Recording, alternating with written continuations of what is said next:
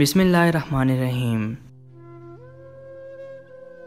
Mrs Parveen Zulfikar अपने दूसरे बच्चे के हमल और पैदाइश के लिए मेरे पास रेगुलर चेकअप करवाती रही। फैमिली डॉक्टर होने की वजह से मैं उसके घर के हालात से वाकिफ़ थी। अक्सर वो अपनी सास के साथ आया करती थी, जिससे परवीन का बहुत अच्छा ताल्लुक़ था। परवीन के ससुर वफ़ात पा चुके थे। शौहर जुल्फ़िकार लोकल रूट पर वैगन चलाता था। मंजिला देवर कानून की तालीम हासिल कर रहा था और मंगनी शुदा था।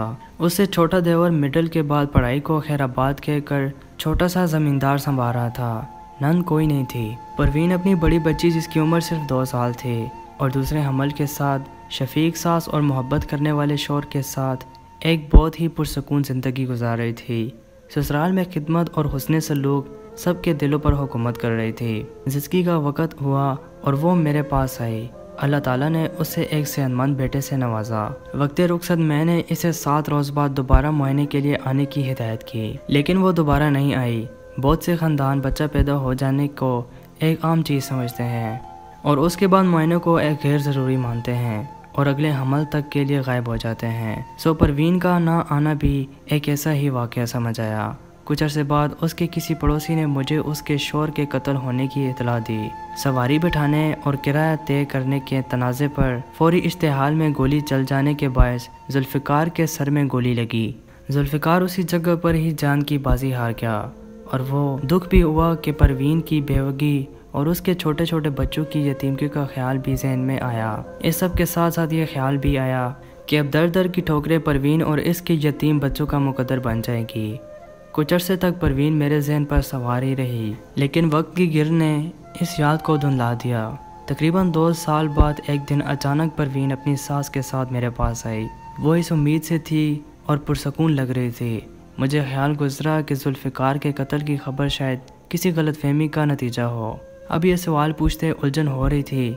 आखिर किसी हामला औरत से उसका शौहर के 2 साल पहले कत्ल हो जाने के बारे में कैसे पूछा जा सकता है।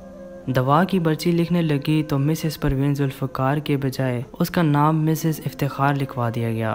अब मुझे अपनी याददाश्त पर शक होने लगा और मैंने पूछा कि मुझे तो जुल्फ़िकार नाम याद है।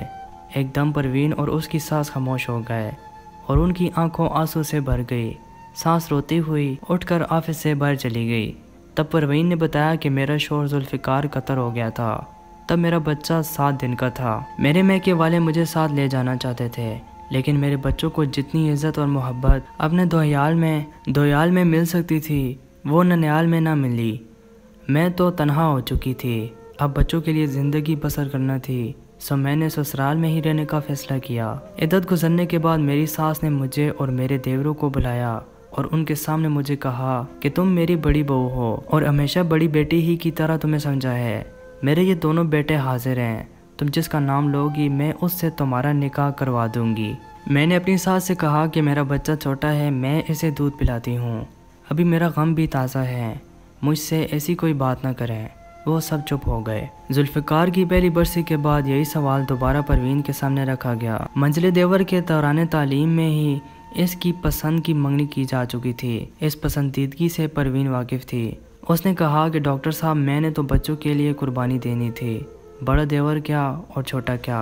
मैंने किसी का दिल तोड़ना मुनासिब ना समझा और छोटे देवर के लिए हाँ कर दी। मेरा बेटा इसे वैसे भी पापा कहकर पुकारता था। मैंने उसे भी खुदाई इशारा जाना। मेरे निकाह के बाद और मंजिले देवर की शादी के बाद मेरी सास ने सब पर वाज़ा कर दिया था कि नसरीन मेरी बड़ी बहू है और बड़ी ही रहेगी। कोई ये ना समझे कि अब छोटे से ब्याह दी गई है तो इसका दर्जा घट गया है। आज अल्लाह के फजल से मैं अपने घर में खुश हूँ। सास जो कमरे में वापस आ चुकी थी, उसने कहा, डॉक्टर साहब, मैं जानती हूँ कि परवीन के दिल में आज भी जुल्फ़िकार बसता है। मैं इसके गम और कुर्बानी से वाकिफ़ हूँ और इससे राज़ी हूँ। हाँ, मैं और परवीन कभी कभी अकेले बैठकर जुल्फ़िकार को याद करके रो लेते हैं। मैंने 30 साल बेवगी काटी है। मैं जानती हूँ कि बेवगी का दुख क्या है। भला अपने पोतों को यतीम कैसे रहने देती।